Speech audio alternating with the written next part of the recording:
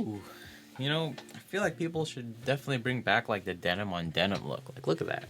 Maybe I'm going insane. Yeah, we're gonna be talking about skin tones.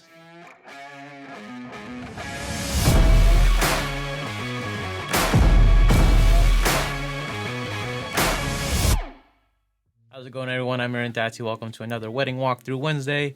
Today we're going to be talking about skin tones and how to dial them in correctly. So since we are diving into color like these past few weeks, I want to kind of just dive into how I get better skin tones in terms of my overall films and everything I create.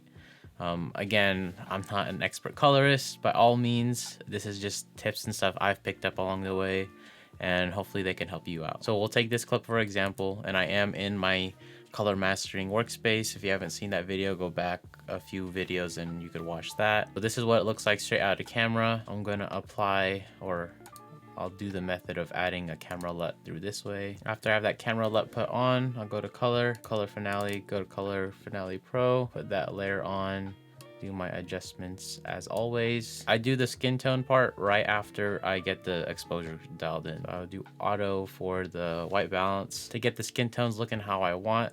One of the first tools I use is gonna be the mask tool. So go to your masks, go to draw mask, and then we're gonna pick a part of the skin that we could use the most.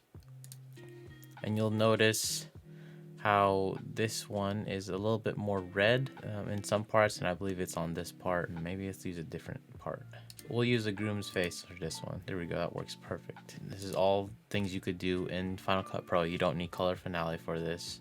Go to hue saturation curve, put in a color mask, click on the skin and get as much of the skin as possible. You're gonna choose a hue versus hue. I drop on the skin part, go back, toggle your draw mask on, go back to your hue saturation curves layer, and then when you click on the point, just hit shift and it only toggles up and down, and you could adjust. And you'll see, like if I do it all the way here, all the way to up, it's going towards magenta. And if you look at her skin tone, or look at his skin tone, it is very purple. And then if you go all the way down, it is very green, turning him into the like Hulk or something like that. The thing you want to do and be cautious of is not having a super drastic like adjustment towards the hue versus hue, just because the more drastic it is, the more it's going to fall apart, especially if you don't have like a solid codec in your footage. So again, you just want like very fine adjustments, get it in line with the skin tone line, and you'll see the skin tone line is right here. This is the skin tone line. You want to get as close to pointing in the same direction as possible. And then in terms of like Luma, again, same thing. You don't want to go overboard and just like pump it up like crazy. It's gonna look very weird.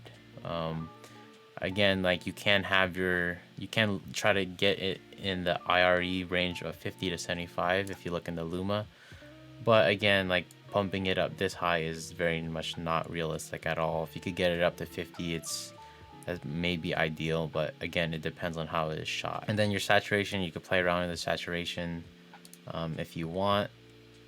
For this case, we'll give it a shot. You can see when I go down, it shrinks to the center. I go up, it shrinks out, or it expands out. And just do fine adjustments like that and see what happens when we toggle that draw mask on and off. You can't really see a difference too much, which is very good. You don't want it to be very drastic. This is with it on, this is with it off. In my personal opinion, I find it to be still a little bit more towards the green tint. So if we push it a little bit more towards the left, maybe warm it up slightly, see where that gets us in terms of our skin tone accuracy.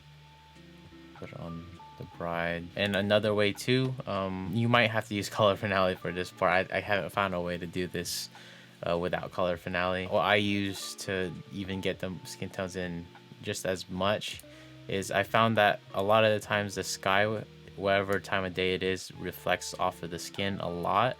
So I found that going to your vectors and playing around with the magenta, you could very much push that towards the left a lot more. It won't be nearly as bad by desaturating the blues a little bit. And there we have it. And toggle on and off in between. That way you're not going super crazy on the grade or on the color correction. That is one of the ways that I find to really dial in the skin tones. If it is a a shot with the subject in it, 'cause it very much is more about the subject rather than it looking great overall. So if the sky is a little bit off color, that's fine as long as their skin doesn't look awful. So just play around with this overall like method of getting skin tones dialed in correctly.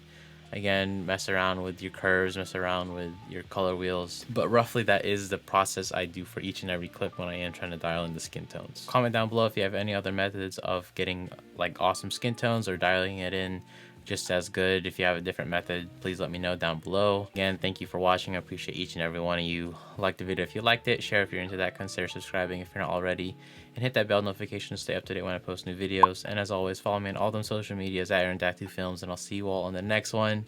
Peace.